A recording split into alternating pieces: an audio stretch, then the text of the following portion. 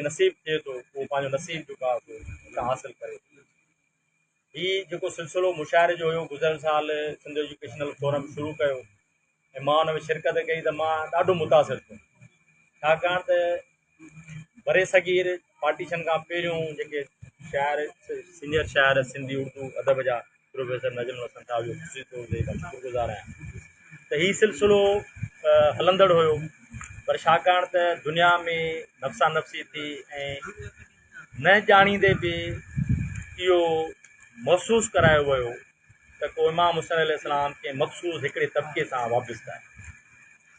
अहिड़े क़िस्म जा मुशाइरा जंहिंमें हर मकतबा फ़िक़ह जा जेके शाइर अॼु जिन अक़ीदत जो इज़हार कयो ऐं मां ख़ुशी तौर ते जेकॾहिं नाला खणंदुमि सभु मुंहिंजा दोस्त आहिनि, कंहिंजो नालो जेकॾहिं मां न बि खणी सघां त पहिरियों मां माज़रत उनजे लाइ। कलीम शेख साहब रेडियो पाकिस्तान खां आया आहिनि, खावंदनो साहब जन आया आहिनि, जेके मुंहिंजा दोस्त मुख़लिस भाई, सभिनी खे हिकिड़ो मौक़ो मिलियो त उहे हिन अयाम में अशूरे जे अयाम में पंहिंजो ख़ुलूस भरियो जेको हुनजो ख़ुलूस हुयो उहो इज़हार कयो ऐं अहिड़े क़िस्म जा मुशाइरा दुनिया में थियनि था, पाकिस्तान में थियनि था ऐं इंशाअल्लाह ताला मां तवक़ रखां थो त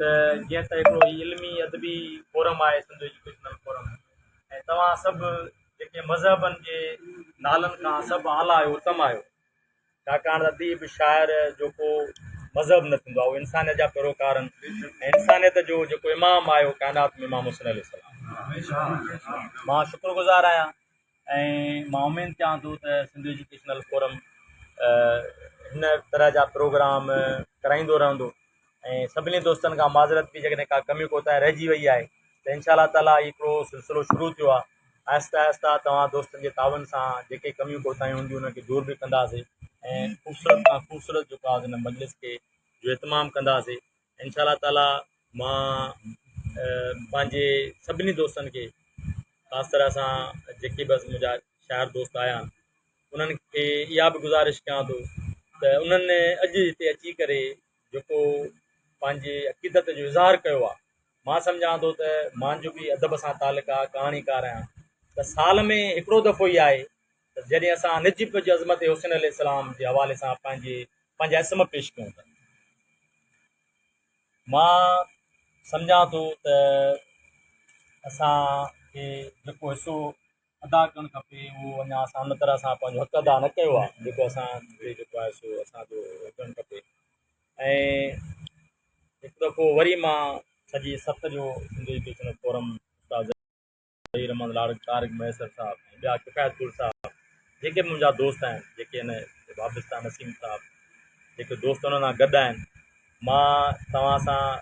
सची ॻाल्हि इहा आहे त ॿियनि प्रोग्रामनि जे लाइ चवंदा आहियूं त असां ताउन कंदा आहियूं, पर मां सम्झां थो त हीअ असांजो नसीबु आहे त असां अहिड़ी महफ़िल में वेठासीं ऐं इमाम हुसैन अलैहिस्सलाम करबला जा ज़िक्र थियो, अक़ीदत जा जेके गुल निशावर कयासीं ऐं इन नसीब में तव्हां सभु शामिलु थियो ऐं मां घणी दर दुआगू बि आहियां त अलाह तबारक व ताला जेके बि जिन जिन दोस्तनि पंहिंजो ख़ुलूस सां जेका शाइरी पेश कई आला साईं पंहिंजे बारगाह में मंज़ूर ऐं मक़बूल फरमाए, जेके बि अॼु हिन मुहर्रम जे हवाले सां जेके आयाम में अज़ा आहिनि,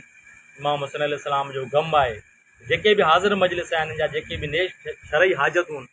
जेके बि जंहिं बि तरह जूं जेको बेरोज़गार आहे मौला हुसैन अलैहिस्सलाम जे तवसुल सां हुनखे रोज़गार मिले, जेके का दीनी दुनियावी का परेशानी आहे त उहा मौला हुसैन हुनजे बचन जे सदके हुनजी उहा परेशानी दूरि थिए। मां तव्हां सभिनी जो शुक्रगुज़ार आहियां।